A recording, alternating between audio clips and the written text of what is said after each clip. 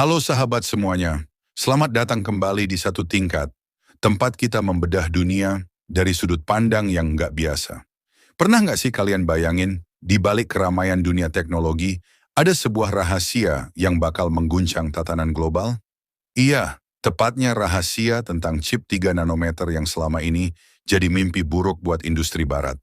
Di video kali ini, kita bakal kupas tuntas bagaimana China, dengan strategi yang nyaris tersembunyi, mencoba mendobrak monopoli teknologi chip canggih. Gimana ceritanya? Dulu, Huawei pernah jadi raja di dunia smartphone. Tapi nasib berkata lain saat sanksi dari Amerika datang tanpa ampun. Sanksi itu bikin Huawei terpaksa terhenti dari akses ke teknologi litografi ultraviolet ekstrem alias EUV, teknologi yang selama ini jadi andalan buat bikin chip tercanggih. Akibatnya, partner mereka, SMIC, cuma bisa produksi chip sampai 7 nanometer. Sementara dunia barat dengan TSMC dan Intel udah melaju ke era chip 3 nanometer.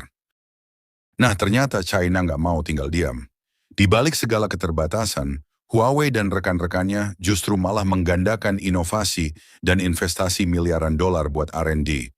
Mereka kumpulin para ilmuwan top buat bangun ekosistem EUV mereka sendiri dari nol. Dan kabar mengejutkan datang di bulan Maret 2025.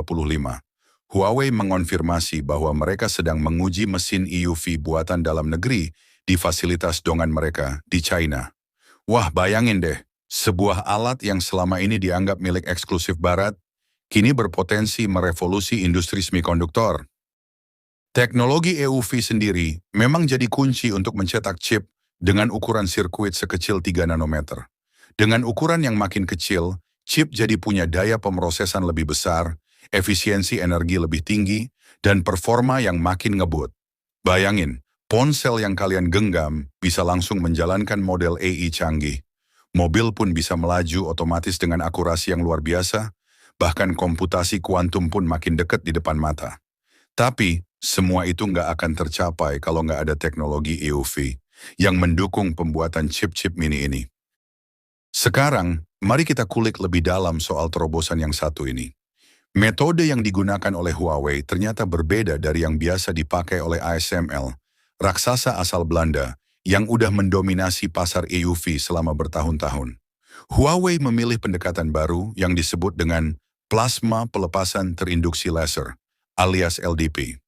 Jadi, alih-alih mengandalkan teknik laser plasma production, LPP, yang melibatkan penguapan timah dengan laser berdaya tinggi, LDP bekerja dengan cara menguapkan timah di antara elektroda, terus disetrum dengan tegangan tinggi.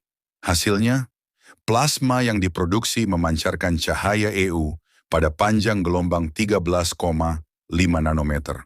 Tepat sesuai dengan kebutuhan untuk mencetak sirkuit super mini pada chip 3 nanometer. Metode LDP ini nggak cuma lebih sederhana, tapi juga lebih kompak dan pastinya lebih murah dibanding mesin LPP yang nilainya bisa mencapai ratusan juta dolar. Bayangkan, alat yang selama ini cuma bisa diakses oleh segelintir pemain besar dunia teknologi, kini berpotensi tersedia secara massal di China. Bagi yang skeptis, ini jelas merupakan gebrakan besar yang bisa mengubah lanskap industri semikonduktor. Siapa sangka, tekanan sanksi malah memicu inovasi yang mampu mengejutkan dunia. Sementara itu, para ahli teknologi dan media seperti DigiTimes dan Tech Power Up sudah mengonfirmasi bahwa uji coba mesin EUV buatan Huawei ini dijadwalkan mulai kuartal 3 2025. Dan jika semua berjalan lancar, produksi massal mesin ini diperkirakan akan dimulai pada tahun 2026.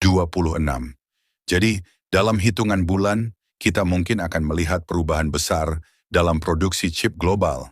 Nggak heran kalau sanksi Amerika yang dimaksudkan untuk melumpuhkan industri teknologi China malah jadi bumerang, memaksa mereka untuk berinovasi lebih cepat daripada yang diperkirakan. Di balik semua drama ini, tersimpan juga cerita perjuangan dan ambisi tinggi. Huawei yang pernah berada di puncak kejayaan pada tahun 2019 harus menelan pahitnya sanksi dan isolasi dari teknologi barat. Tapi, daripada menyerah, mereka malah mengubah keterbatasan itu menjadi motivasi untuk menciptakan sesuatu yang belum pernah ada sebelumnya. Inilah bukti nyata bahwa dalam dunia teknologi, keterpaksaan bisa jadi pemicu kreativitas dan inovasi. Mereka memanfaatkan setiap celah untuk mencari solusi alternatif, sehingga pada akhirnya dapat memecahkan kode untuk teknologi chip paling canggih di bumi. Bayangkan saja, dengan adanya teknologi EUV buatan dalam negeri, China tidak hanya mengejar ketertinggalan, tapi berpotensi melompati Barat dalam hitungan tahun. Bahkan, di balik segala tantangan, ada secercah harapan bahwa teknologi chip 3 nanometer ini bisa menggeser keseimbangan kekuatan global. Jika Huawei dan SMIC berhasil mengimplementasikan sistem LDP ini secara massal, monopoli teknologi EUV yang selama ini dipegang erat oleh ASML bisa jadi rapuh. Dengan alat yang lebih murah dan mudah diakses, banyak produsen chip di China bisa segera melakukan produksi dan mengubah peta persaingan global dalam industri semikonduktor. Namun tentu saja jalan menuju revolusi teknologi ini nggak akan mudah. Walaupun terobosan EUV berbasis LDP sudah diuji coba, masih banyak tantangan yang harus dihadapi. Skala produksi China masih jauh tertinggal dibandingkan dengan pemain-pemain besar barat, dan teknologi ini sendiri belum sepenuhnya terbukti dalam skala besar.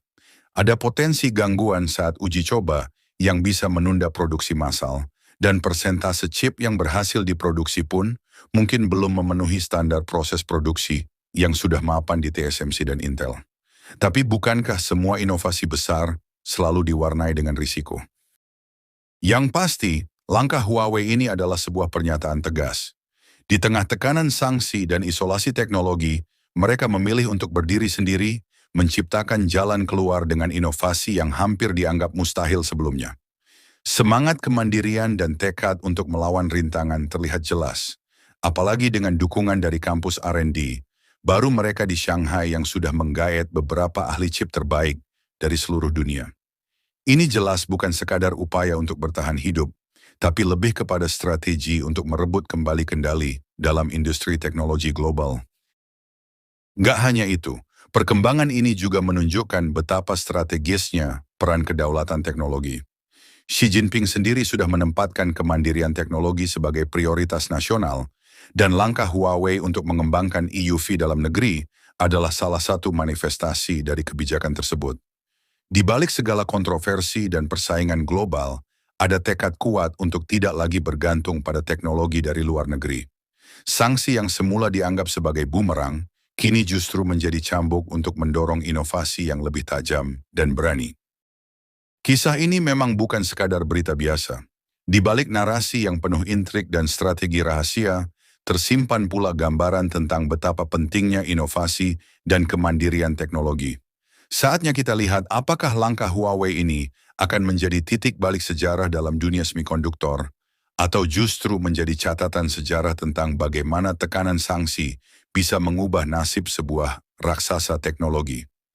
Dalam beberapa tahun mendatang, mungkin kita akan melihat lebih banyak lagi produk dan teknologi revolusioner yang lahir dari upaya tanpa henti ini. Betapa menariknya persaingan antara raksasa teknologi dan inovator yang berani melawan arus. Dari Huawei yang harus berjuang melawan sanksi hingga upaya gigih menciptakan sistem litografi sendiri, semua ini membuktikan bahwa di dunia teknologi, inovasi bisa datang dari tempat yang paling tak terduga. Mungkin dalam waktu dekat, kita akan menyaksikan lahirnya era baru yang membawa perubahan besar dalam setiap aspek kehidupan, mulai dari ponsel pintar, mobil otonom, hingga kecanggihan AI. Nah, gimana menurut kalian? Apakah inovasi ini benar-benar mampu menggeser dominasi teknologi barat yang selama ini tak tergoyahkan? Silakan berikan pendapat kalian di kolom komentar. Jangan lupa like jika kalian menikmati video ini, dan subscribe untuk mendapatkan info menarik seputar ekonomi, geopolitik, dan topik-topik seru lainnya yang bisa bikin otak kalian berpikir. Sampai jumpa di video berikutnya. Salam satu tingkat.